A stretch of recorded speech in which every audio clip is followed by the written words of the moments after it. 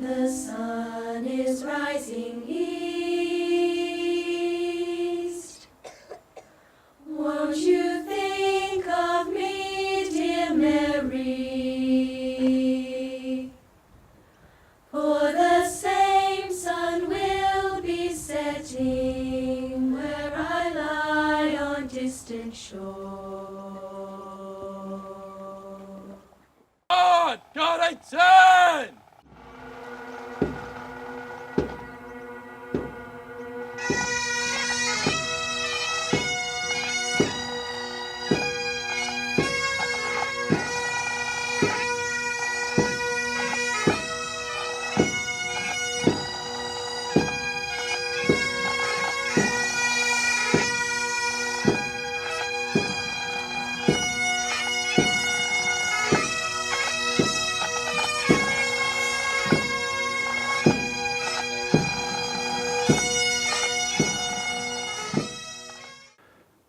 Ladies and gentlemen, to commence the ceremony today, we have two guest speakers, both from Scotch.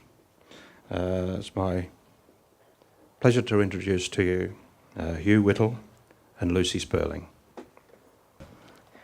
I'm honoured to be here today on the centenary of the armistice in 1918. I am also humbled by the sacrifice that we are here to acknowledge.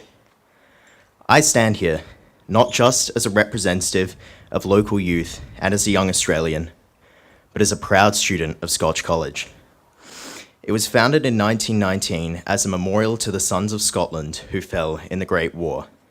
It is from this narrow focus that I intend to speak.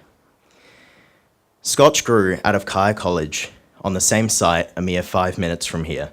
Despite the fact that it educated the same families and had the same staff, it was not the same institution. The students and former students of Kaya enlisted quickly in defence of the British Empire. Many were so young that they had to get written permission from parents to volunteer. And it is important to remember that they were all volunteers. Their experiences in the Great War fundamentally changed the soul of the community in a profound way. There was no coming back to the old school. 4 years of slaughter and heroism tore asunder such a cataclysmic gap that no statue or cenotaph was deemed enough to acknowledge the cost. While the founders would appreciate this gathering a century on, it would not be enough. They needed more than a day of remembrance. They looked deep into their collective sense of grief and reflected upon those who had died and those who had lost family members and friends. They also thought about those who had survived but were changed forever. Their response was to create an institution that would grow to be 100, yet filled with youth. To reflect upon the past, but to build a better future. To acknowledge a Scottish heritage, but contribute greatly to the nation of Australia. To build a fitting memorial, but one that was a living, breathing embodiment of the best characteristics of those young men who served. At the end of this service, we will hear the familiar lines from For the Fallen by Lawrence Binyon. Traditionally, we only hear one stanza, the fourth. Less familiar, but eerily apt, is the first. They went with songs to the battle. They were young, straight of limb, true of eye, steady and aglow. They were staunch to the end against odds uncounted. They fell with their faces to the foe. These were men from my college and from our local community, and they need to be remembered as they were. Today, we, as a community, gathered here and as a nation, join together in the comforting final lines. At the going down of the sun, and in the morning, we will remember them. So, what of these young men? What were their stories? Lieutenant Lyle Swan was awarded a military medal when in the trenches for bravery under fire. He was promoted and then transferred to the newly established Australian Flying Corps. We need to understand that while we know that the fighting ended on November 11, there was no guarantee at the time that the ceasefire would hold. Swan was still doing his duty by flying patrols in a Sopwith Camel 3 days later when his engine failed. He crashed and died of his wounds. here is a man worth remembering. Driver Frederick Maslin served on the Western Front and was killed by enemy shell fire. In response to inquiries by a grief-stricken family, the Army wrote to his parents that, despite an exhaustive search by the grave service, no trace of your son's remains can be found. Here is a man worth remembering. Sergeant Donald Hood was desperate to join the war, even after the realities were all too clear. In the National Archives is a note from his father which reads, "Dear Sir, this will serve to introduce you to my son, Donald Hood, who is anxious to offer himself to the expeditionary force now being formed. This, I understand that my consent must be given. This consent I now give." He was killed in action on the 4th of November, 1917, 2 years later. Here is a man worth remembering. But not everyone that served died on the battlefields. Lance Corporal Frederick Prentice was our first Indigenous student and a member of the Stolen Generation. He enlisted and found himself at the Battle of Fromelles in July 1916. The National War Memorial tells us that some consider Fromelles the most tragic event in Australia's history. Over 5,500 Australians became casualties. Almost 2,000 of them were killed in action or died of wounds, and some 400 were captured. Frederick did not just survive, but won a military medal, which was awarded for bravery for going into no man's land with a machine gun crew under darkness and under heavy shell fire. He was the sole survivor from a team of 7. And then he went back again, and once again, he was the sole survivor. The story of Prentice also serves as a reminder to how our soldiers have been remembered differently over time. They are not just buried and forgotten. When Prentice returned, he was largely forgotten and did not share the benefits enjoyed by most of his wartime mates. Eventually, he died, alone and unmourned, bereft of his medals and without due recognition at a campfire in Katherine. For many years, his grave was unknown, but recently, in line with the national move of reconciliation, it has been located and acknowledged with representatives from the local Indigenous community, his family members, and the Australian Defence Force. This goes towards correcting a historical wrong. And while Prentice is not aware of his part in the national story, we are. And by our very presence here today on the centenary of the Great War, commit ourselves to passing on the stories which made Australia. Here is a man worth remembering. I've told you about 4 men from one small school, Kaya College, and how, on the shoulders of their sacrifice, a living memorial, Scotch College, was founded. It is the story of one generation honouring and respecting the previous through the spirit of the Anzac. I am proud to be honouring those who have gone before with you today.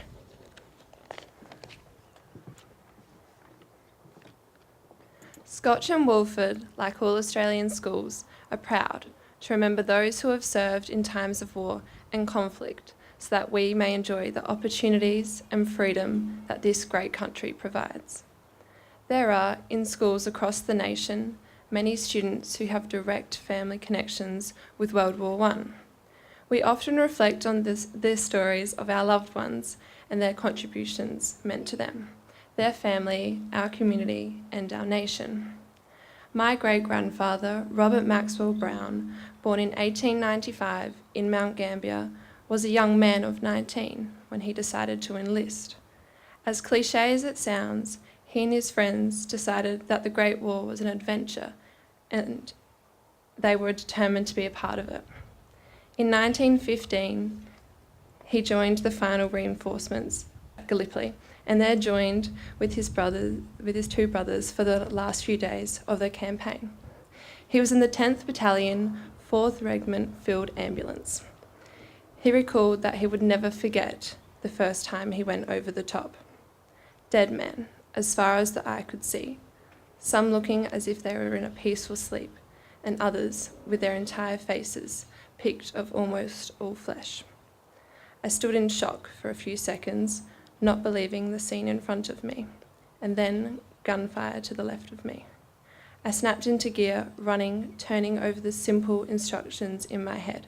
Look, find, pick up, get the hell out of there.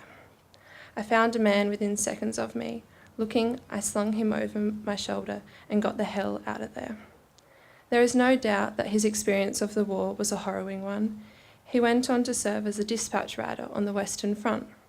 295,000 Australians who served between March 1916 and November 1918 in this theatre of war.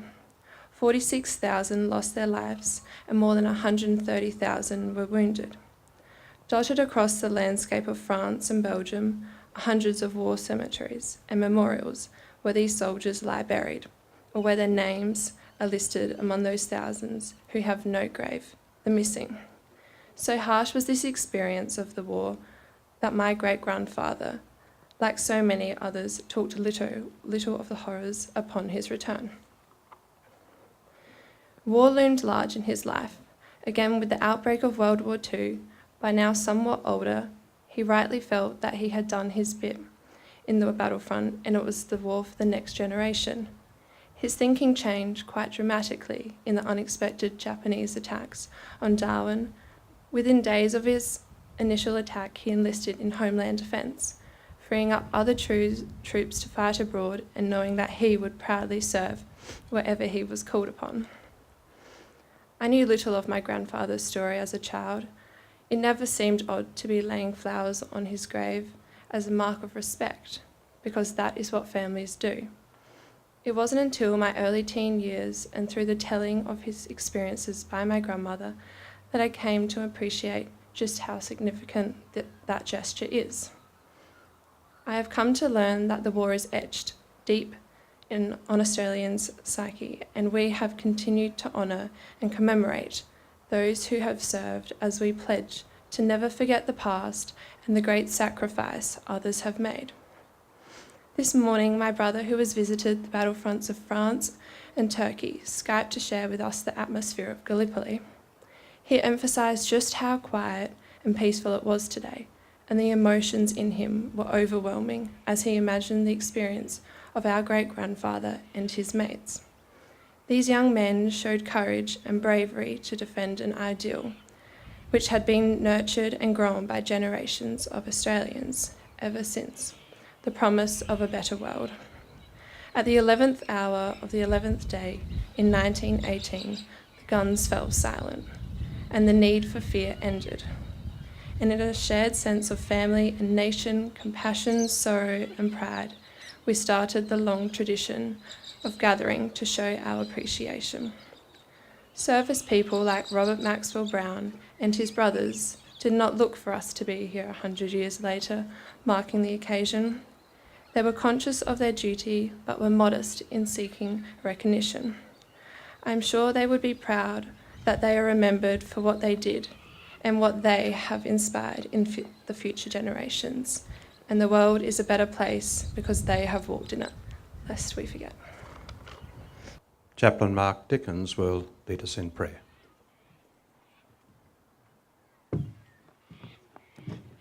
Friends, before I lead in prayer, hear these words of Jesus as they come to us from the Gospel of John, chapter 15, verses 9 to 14, where Jesus says, "I love you just as the Father loves me. Remain in my love. If you obey my commands, you will remain in my love, just as I have obeyed my Father's commands and remain in his love. I have told you this so that my joy may be in you and that your joy may be complete. My commandment is this: love one another, just as I have loved you. The greatest love you can have for your friends is to give your life for them. And you are my friends if you do what I command you." Friends, this day draws our attention to and reminds us of those whose desire was to serve goodness beyond the individual and individual comfort and security. While many of the first Anzacs were no doubt drawn to service through that sense of excitement that we've just been reminded of, and adventure, The commitment by men and women to serve within the Australian Defence Force epitomises the sentiment expressed by Jesus. The greatest love you can have for your friends, your country, is to be prepared to put your life on the line to defend the values and freedom that enable us to be the people and nation we are. It is a sacrifice of self, to more than self-interest, that Jesus speaks to. It is a commitment to that which reflects the greater good. O to the fallen, they shall grow not old, as we that are left grow old. Age shall not weary them, nor the years condemn. At the going down of the sun, and in the morning, we will remember them, lest we forget.